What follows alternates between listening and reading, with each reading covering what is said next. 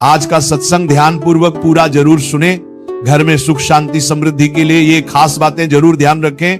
आप सभी लोग जो अपने घरों में दीपक जलते हैं, उसकी बाती का पूरा जल जाना या बच जाना क्या संकेत देता है? आपके पूजा, घर, मंदिर और खास अवसरों पर जैसे कि दीपावली, व्रत और अन्य धार्मिक अनुष्ठानों में दीपक जलाने से जुड़ी है।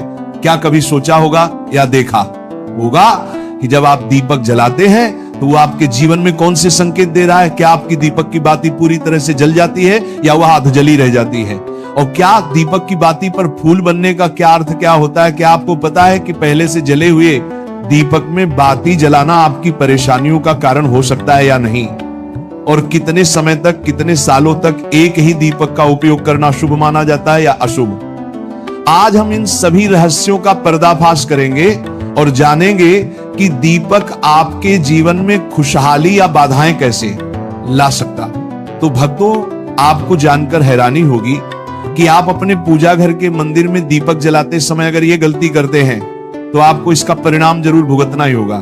दीपक की बाती का पूरा जल जाना और बाकी का बच जाना भी अलग अलग संकेत देता है, जो आपके लिए जानना बहुत जरूरी है।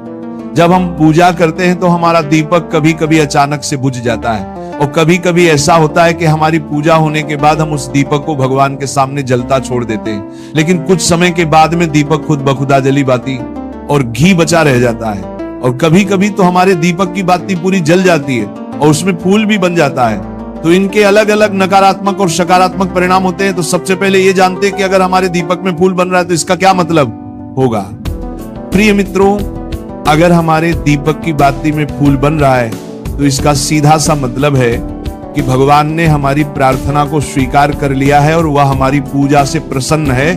इसका संकेत वह बाती में बने इस फूल के माध्यम से देते हैं। अगर आपके घर में दिव्य शक्तियां मौजूद हैं और आपके साथ साथ वह भी ईश्वर की पूजा में अपना ध्यान रखती हैं, तो आपकी दीपक की बाती में एक से ज्यादा फूल बनते हैं और कभी कभी साथ ही किसी भी देवी देवता का रूप भी दिखने लगता है। तो अगर आपके दीपक की बाती में फूल बन रहा है तो आप सच में बहुत भाग्यशाली हैं। इसी के साथ दीपक जलाने के भी कुछ खास नियम आपको जरूर जानने चाहिए। भक्तों, अगर आप पहले से जले हुए दीपक में अपनी बाती रखकर जलाते हैं तो ऐसा करने से दुर्भाग्य आपका पीछा कभी नहीं छोड़ता है। अगर दीपक में पहले से जली हुई बाती की राख या फिर रुई और कालिक है और आपने अपनी बाती इसमें रखकर जला दी तो ऐसा करने से भगवान आपसे प्रसन्न होने की बजाय नाराज हो जाते हैं और आपको इसके बहुत ही भयानक परिणाम देखने को मिलते हैं। आपके बनते हुए काम बिगड़ने लगते हैं, आपको आपकी तिजोरी का धन खर्च होने लगता है और आपके धन आने के सारे रास्ते भी बंद हो जाते हैं। तो हमेशा ये ध्यान रखें कि जब भी आप दीपक जलाएं, आप हमेशा साफ सुथरे दीपक का ही इस्तेमाल करें। दोस्तों, इसी के साथ कुछ लोगों की आदत होती है कि वह हर थोड़े दिन बाद अपने दीपक को बदल देते हैं। इस पर गुरुजी का कहना है कि आप जिस दीपक से पूजा करते हैं उसे कभी मत बदलिए, आप उस दीपक को सिद्ध हो जाने दीजिए। जब कोई दीपक रोजाना भगवान के सामने जलता है तो वह दीपक समय के साथ सिद्ध हो जाता है। भगवान की सकारात्मक ऊर्जा उस दीपक में आ जाती है और जब भी आप वह दीपक जलाते हैं तो आपका तन और मन दोनों पवित्र हो जाते हैं। तो आप हर रोज उस दीपक को साफ कीजिए, फिर उसमें बाती रखकर जलाएं। आप जितनी बार भी दीपक जलाएं उतनी बार उस दीपक को साफ करके बार बार उसी दीपक में बाती जलाएं। लेकिन अगर आप गलती से भी उस दीपक को बदलते हैं तो आपकी तरक्की में रुकावट आ सकती है। इसलिए आप अपने दीपक को कभी भी मत बदलना। 10 साल 20 साल तक आप उसी दीपक में लगातार बाती जलाएं, इससे आपका दीपक सिद्ध हो जाएगा और आप इसका चमत्कार अपने घर में भी देख सकते हैं। अगर आपके घर में कोई भी रोगी हो, बीमार हो या किसी का बुखार नहीं जा रहा हो तो आप इस दीपक को थोड़ी देर के लिए किसी बर्तन में डालिए और अब उस रोगी को ये पानी पिला दीजिए। 10 से 15 मिनट के भीतर उसका बुखार उतर जाएगा। वहीं अगर आपके घर में किसी को नजर लगी हो या फिर आपके व्यापार में किसी की नजर लगी हो, आपका धंधा अच्छे से नहीं चल रहा हो, तो भी आप इस दीपक को तांबे के बर्तन में पानी भरकर उसमें डाल दीजिए और रात भर के लिए छोड़ दीजिए। अगले दिन सुबह पानी का छिड़काव अपने घर में और अपनी दुकान पर करिए। ऐसा करने से आपको साफ साफ परिणाम दिखाई देंगे, क्योंकि जब हम लगातार एक ही वस्तु का प्रयोग अपनी पूजा में करते हैं तो वह वस्तु शुद्ध हो जाती है। भगवान की जो ऊर्जा होती है वह उस वस्तु में समा जाती है। तो कभी भी अपने मंदिर के दीपक को बदलने की गलती ना करें। दोस्तों, अगर आपके मंदिर का दीपक टूट जाता है या फिर खराब हो जाता है या खंड हो जाता है, तभी आप उस दीपक को बदल सकते हैं। लेकिन फिर भी आप उस दीपक को ना फेंक, बल्कि इसे अपने घर में संभाल कर रखें, क्योंकि यह भगवान की सकारात्मक ऊर्जा का भंडार होता है। वहीं अब आपको यह भी बता देते हैं कि अगर आपके दीपक की बाती पूरी नहीं जलती है और आपके दीपक में घी बच जाता है तो इसका क्या परिणाम होता है। सबसे पहले ये देखिए कि अगर आप किसी भी पेड़ पौधे की पूजा कर रहे हैं और पूजा में जलाया हुआ दीपक पूरा नहीं जलता या फिर उसमें घी बच जाता है, तो इससे आपके घर में बीमारियां घर बना लेती हैं और ये बीमारी कभी भी आपका पीछा नहीं छोड़ेगी। तो जब भी आप किसी भी पेड़ पौधे या मंदिर के बाहर किसी भी स्थान पर पूजा करें तो यह ध्यान रखें कि उसकी बाती पूरी जले और उसमें घी बचा हुआ ना हो, क्योंकि यह आपकी अच्छी सेहत के लिए बहुत ही अच्छा प्रभाव देगा। वहीं अगर आपके घर के मंदिर में दीपक की बाती पूरी नहीं जलती और पूजा करते समय दीपक बार बार बुझ जाता है, तो जरूर आपके घर में नकारात्मक ऊर्जा का वास है और यह आपकी पूजा में विघ्न डालने का काम करती है। दोस्तों, हमारे घर में अगर कोई बुरी शक्ति होती है या फिर कोई ऐसी ऊर्जा होती है जो ये नहीं चाहती कि आपके घर में भगवान की कृपा हो और सकारात्मक ऊर्जा हो, तो ये आपकी पूजा सफल नहीं होने देती, क्योंकि भक्तों एक वातावरण में एक ही तरह की ऊर्जा रह सकती है, या तो सकारात्मक या नकारात्मक। जो बुरी शक्तियां होती हैं वह ये कभी भी नहीं चाहती कि आपके घर में देवी देवताओं की कृपा हो। अगर आपके घर में भगवान ने अपनी कृपा की तो उन बुरी शक्तियों और ऊर्जा का प्रभाव खत्म हो जाएगा। इसलिए ये शक्तियां चाहती हैं कि आपकी पूजा में रुकावटें आए। इन्हीं के प्रभाव से हमारा दीपक बार बार बुझ जाता है या फिर दीपक की बातें पूरी नहीं जलती। इस सब से बचने के लिए आपको सच्चे मन से भगवान का स्मरण करना चाहिए। जब भी आप दीपक जलाएं, भगवान से प्रार्थना करें कि आपके आसपास जितनी भी नकारात्मक ऊर्जा हो वो आपसे दूर रहे और भगवान की कृपा आप पर बनी रहे। ऐसी शक्तियों से बचने के लिए जब भी आप दीपक जलाएं, गंगा जल से एक गोल घेरा बना लें और उस घेरे में दीपक को रखें, क्योंकि दोस्तों गंगा जल को बहुत ही पवित्र माना गया है और महादेव का वरदान भी गंगा जल को प्राप्त है। गंगा जल में सबसे पहले तो कोई भी बुरी शक्ति प्रवेश नहीं कर सकती, इसलिए गंगा जल कभी खराब नहीं होता और हर तरह की ऊर्जा को सकारात्मक ऊर्जा में बदल देता है। अगर आप गंगा जल से बने गोल घेरे में दीपक को रखेंगे तो यह आपकी पूजा में किसी भी शक्ति को बाधा नहीं बनने देगा और कोई भी नकारात्मक शक्ति आपके दीपक को बुझा नहीं पाएगी।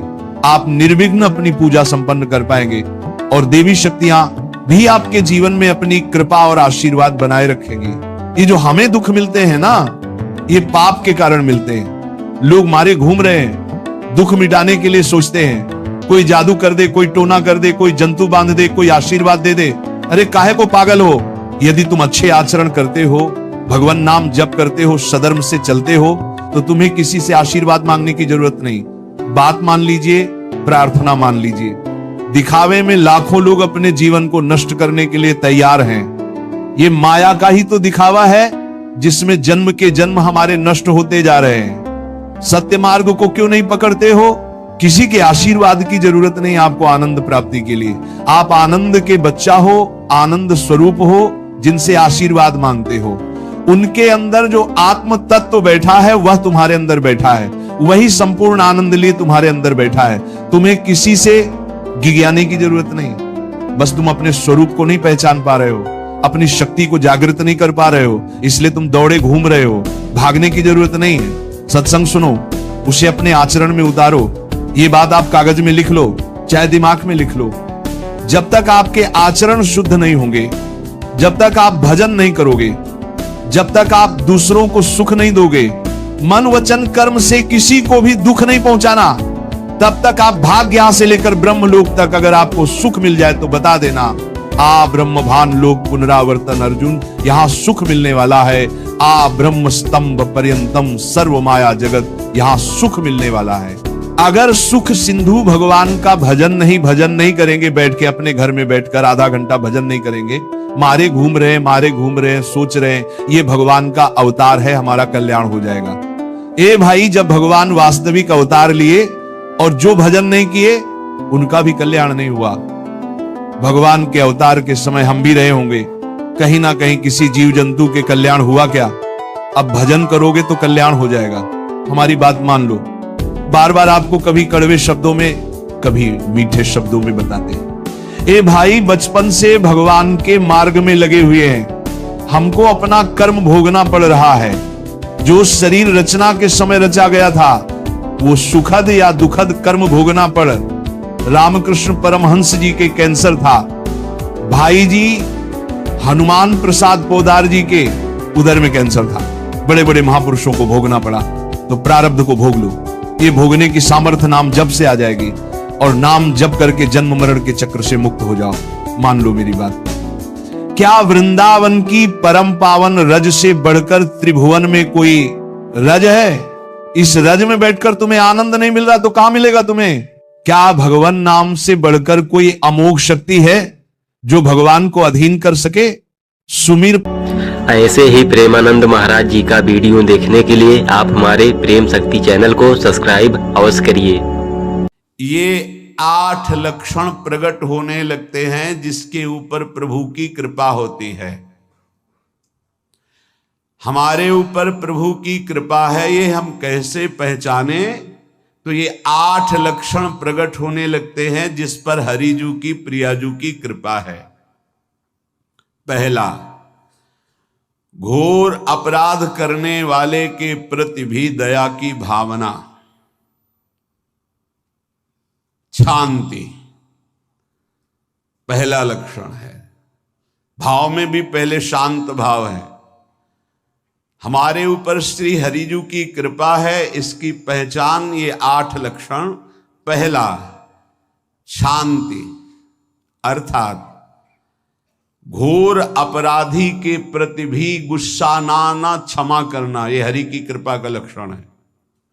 देख लो भाई, घोर अपराधी शब्द तो जाने दो, जरा सा प्रतिकूल हो जाए तो लाख समझाओ पर भ्रकुटी तनी रहती है। भला ऐसा है? अपराधी पर भी क्षमा का भाव होना, ये हरि कृपा पात्र में ही होगा, अन्य में नहीं। तो अगर अपने हृदय में ऐसा लगे कि ऐसा नहीं है तो हरिजू से प्रार्थना करनी चाहिए कि कृपा करो, मेरे में सामर्थ्य आवे। दूसरा, अनुसूया, वो किसी भी के प्रति कभी भी कोई दोष दर्शन ही नहीं करेगा। दोष कथन, दोष श्रवण की तो बात जाने दो। अनुसूया, दूसरों के गुणों में दोष ढूंढना, ये नहीं होता। हरि कृपा पात्र में नहीं था। ये सब भजन के नाश करने वाले, जैसे पहला अपराधी पर क्रोध कर देना, तो माया ने भेजा इसीलिए था कि तुम्हारे साथ व्यवहार ऐसा करे कि तुम क्रोध करो। क्रोध करोगे तुम्हारी ऊर्जा शक्ति नष्ट हो जाएगी, अध्यात्म में जो चलने की थी। और कहीं तुमने संकल्प कर लिया तो भजन शक्ति नष्ट हो जाएगी। तो अगर भजन बल है तो गया, जरूर उसको दंड मिलेगा, पक्का मिलेगा, 100% मिलेगा, लेकिन आप खाली हो गए। ना भजन करने की वृत्ति रहेगी और ना भजन रहेगा, दोनों बात। अनुसूया, किसी के सद्गुणों में दोष देखना, गुणों में दोष ढूंढना, ये हरि कृपा पात्र में नहीं होता। ये बहुत मंगलमयी बातें हैं जिससे हमारा भजन मार्ग पुष्ट होता है। तीसरा, वो बाहर से और भीतर से पवित्र रहता है, हरि कृपा पात्र। शौचाचार का ज्ञान होना चाहिए, वस्त्र आपके पवित्र होने चाहिए, ये बाहरी जल रज आदि के द्वारा बाहरी पवित्रता। और निष्कपटता, निश्चलता, सत्य भाव, ये अंदर की पवित्रता है। अगर कपट है, छल है, असत्य है तो हृदय मलिन रहता है। भीतर और बाहर से पवित्र रहना, इसमें खास बात क्या है? भीतर और बाहर से पवित्र रहने में, भीतर और बाहर से सदैव पवित्र कौन रह सकता है? तो बोले जो पुंडरीकाक्ष भगवान श्री हरि का प्रियाजू का स्मरण करता रहता है वो शवायाभ्यंतर शुचि, वो बाह्य और अभ्यंतर दोनों से पावन रहता है। तीसरी जो कृपा का लक्षण है अर्थात वो सदैव भगवत चिंतन परायण, शौचाचार का पालन करने वाला, बाहर और भीतर से हरि कृपा पात्र पवित्र रहता है। चौथा, ऐसे कार्यों का अनुष्ठान न करे जिनमें हमारा भजन छूटता है, जिनमें सत्य छूटता है, जिनमें भगवत भाव छूटता है। जैसे आपके ऊपर कृपा हुई, आप भगवत मार्ग में चल रहे हैं, अब आप ऐसे संसारिक कार्यों का अनुष्ठान कर रहे हैं जिनमें आपकी चित्तवृत्ति बिल्कुल भगवत विमुख हो रही, तो जीवन का लाभ क्या होगा? लाभ तो है भगवत स्मरण से ही। जैसे कल एक ने प्रश्न किया कि मैं खाता तो नहीं लेकिन मांस के दुकान में मांस बेचता हूं, होटल आदमी, क्या उचित है? ये उचित कैसे हो सकता है? तुम और भी तो व्यापार कर सकते हो। जरूरी है धर्म का पालन करने की इच्छा करते हो, धर्माचरण करते हो, ऐसा नहीं। तो विरत बहुकर्मा, उन कर्मों से हमें विरत रहना है जो हमारे धर्म के विरुद्ध है, जो भजन के विरुद्ध है। हरि कृपा पात्र ऐसे कर्मों का अनुष्ठान कर ही नहीं सकता। अपने भजन का फल देखना भगवत कृपा पात्र के सबको प्रदान कर देना। हिम्मत है? अपने भजन, इतनी मेहनत से किया हुआ भजन, भजन होने के बाद हे प्रभु इस भजन का फल हो, सर्वे भवन्तु सुखिना सर्वे सन्तु निरामयः। यहां तो कहते महाराज एक माला रोज आपके लिए करता हूं कि आपकी बीमारी ठीक रहे, तो शेष किसके लिए करते हो प्रभु? शेष क्या? अगर इष्ट और गुरु के लिए तुम्हारा है कि एक माला करते तो फिर इतनी माला करते तो हमें क्या होगा? सब आपको दे देंगे तो हमें क्या होगा? तभी भजन का रहस्य नहीं जाना। छठवां, अपने भजन से अपने लिए कुछ भी ना चाहना और दूसरों की तो बात जाने दो, दूसरों से कुछ ना चाहना ये तो ठीक है, अपने भजन से अपने लिए कुछ ना चाहना है हिम्मत। देखो ये हरि कृपा पात्र में हिम्मत होती है।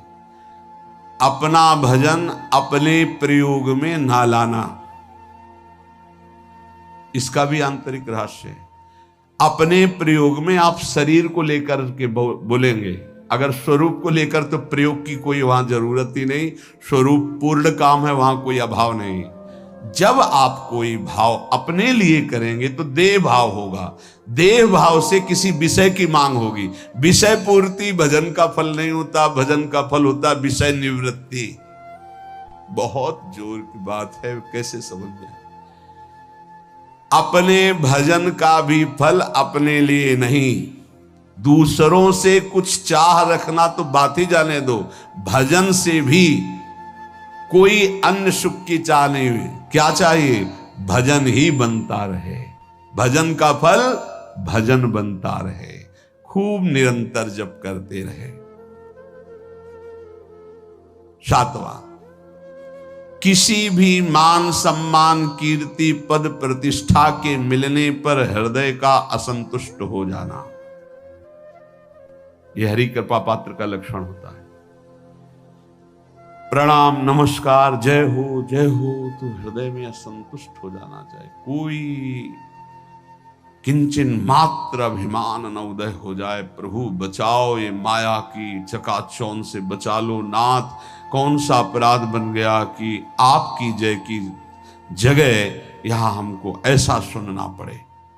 मान प्रतिष्ठा कीर्ति जिसके लिए बड़े बड़े लालायित रहते, हरि कृपा पात्र को विष की तरह चुभती है। और आठवां, किसी भी प्राणी समुदाय से संबंध ना रखते हुए सब पर दया की भावना, सब पर कृपा की भावना, सब पर करुणा मैत्री पर किसी से ममता नहीं। ये सूत्र बहुत व्यवहार में प्रयोग करने योग्य है। सबसे करुणा और मैत्री पर किसी से ममता नहीं।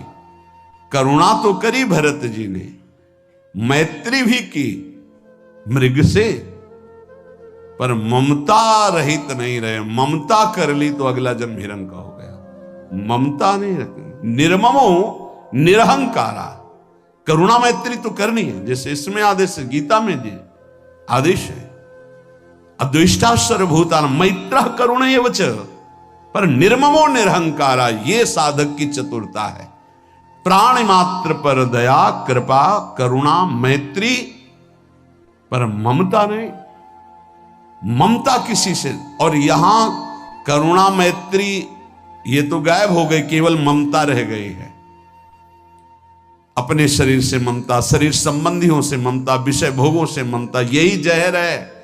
संबंध में ये ममता ही जहर है, विचारों में अहंकार जहर है, कर्मों में ये आसक्ति जहर है। इसी जहर को मिटा दे तो जीवन मुक्त महापुरुष कर्म करते हुए, विषय सेवन करते हुए, वार्ता करते हुए, विचार करते हुए, बिल्कुल जहर रहित उसका जीवन हो गया। तो ये 8 बातें हरि कृपा पात्र में होती हैं, इनको बार बार सुनना, हृदय में धारण करना।